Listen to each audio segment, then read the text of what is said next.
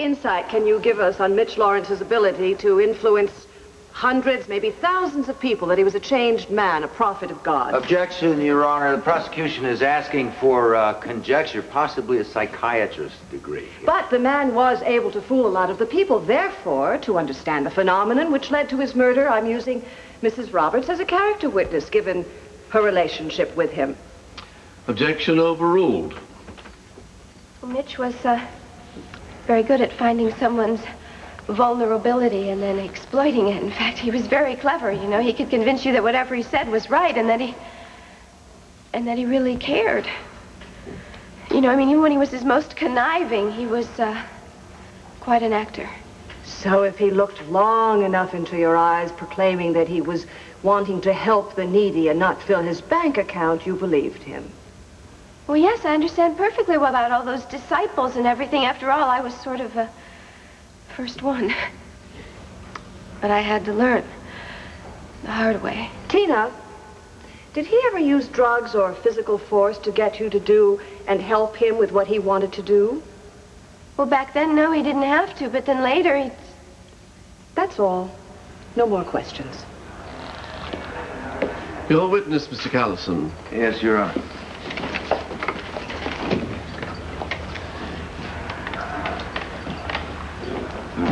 Yes, Miss Roberts, let's jump ahead a little in history. Let's go ahead to the time when the police were after Mitch Lawrence for the murder of Harry O'Neill. Now, would you tell us about Mr. Lawrence's behavior when he took you hostage? He threatened to kill me. Oh. He tied me to a bed and he was going to rape me, and the only reason he didn't is because he got caught. Oh. And afterwards, when he was caught? He said he'd get out and he'd get his revenge. Your Honor, I object. This has no bearing on the trial. Since Tina was not an object of revenge, she rather... Beg pardon, counsel. You see, Mrs. Roberts has a story to tell about how vicious Mitch Lawrence could be toward her, toward Cassie Callison, toward anybody who didn't do exactly what he wanted her to do. Now, you started this. Indeed. Objection overruled. Thank you. Mrs. Roberts, would I ask you to recall in your own words the day of July 23rd, 1986, when you called Mitch Lawrence to come over to your suite? Well, I lured him there so that Vicki Buchanan could get Joey O'Neill out of the Waterside Inn. Mm-hmm. I knew if I offered Mitch money for any reason, he'd come running. Especially since he truly believed that he could get me back into his bed. And so he came there right away? Yes. Yes, he did. And I told him that I didn't want him interrupting my marriage I even offered him money, but he didn't believe me. He even figured out that I was doing all that to try to get Joy out of the Waterside. How did he react to this? Well, he told me his favorite fantasy. When he was in jail, he dreamed of beating me to near death and then making love to me. Oh. Did this fantasy take the form of a threat? Well, I thought it was all over for me. I thought he was going to rape me, but then he didn't, because he was afraid that Joy might get taken away from him. Objection, pure conjecture. Well, not exactly, counsel. You see, Your Honor, Mrs. Roberts was administered to at the Landview Hospital for facial contusions. Overruled. He hit me twice. Mm-hmm. And he said that was only the beginning.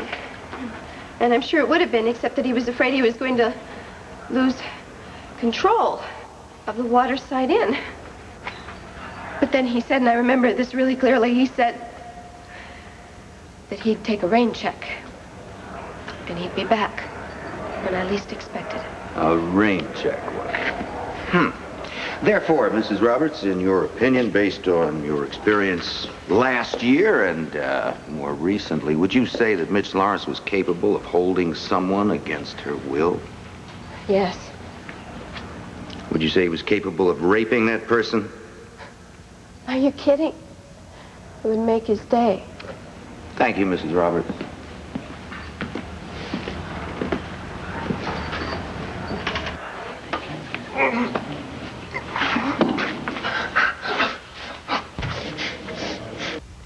Just a moment, Mrs. Roberts. I have a few questions of my own. What the hell is he up to? Now, you reported Mitch Laurence struck you and threatened you. That's right, Your Honor. Well, no one has submitted any police report on this incident to me. Did you report the attack? Well, I went to the hospital. Oh, yes. We know all about that. But what about the police? Well, they knew. I told Detective Gerritsen. Then am I to presume that the Landview police force isn't doing its job? No, of course not. But a man beats you and threatens you, sends you to the hospital for treatment. You inform the police and they do nothing. I never pressed charges. I was afraid he'd get out and then he'd try to kill me. What did you tell the police officially? That I fell. That I was bruised because I fell. I see. No further questions.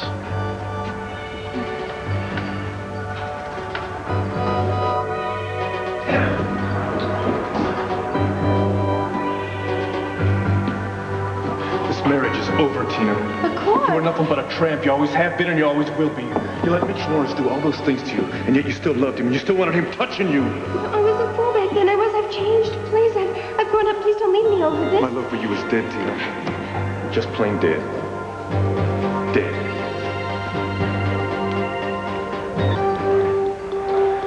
Redirect, Madam Prosecutor? No further questions, Your Honor. The witness may step down. Oh, and thank you, Mrs. Roberts.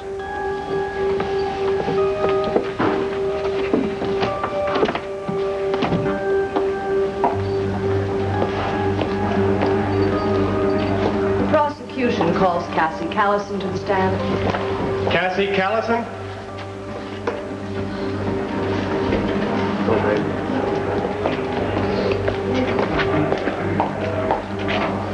Place your right hand on the Bible. Do you swear to tell the truth, the whole truth, and nothing but the truth, so help you God? I do. State your full name for the record. Cassie Callison. Please be seated. Miss Callison, could you please tell us why you lied to everyone you knew when you joined the Mitch Laurence mission in secret? Your Honor, I object. Leading the witness. Objection sustained. I'll start again, Your Honor. Cassie, when you joined the Mitch Laurence mission for the homeless, did you tell anyone about it? No, I didn't. Did you lie to your family and friends? Yes. Why was that? Because I knew if I had told my idea to anybody, they would have thought that it was too dangerous. What was your reason for joining the mission? I wanted to help get my friend Joy O'Neill out of there. Did she ask you for help? No, but she was much too drugged out, so I knew she wasn't thinking clearly. Did you accomplish your goal? Did Joy leave the mission? Yes, she was tricked out by her family, and I assisted. And what did you do then? Did you leave as well? No, I stayed behind. Interesting. Goal accomplished, but you chose to stay. Would you have been prevented from leaving the mission at that point? No, Mitch wasn't around. Cassie, why did you stay at the mission with Mitch Laurence?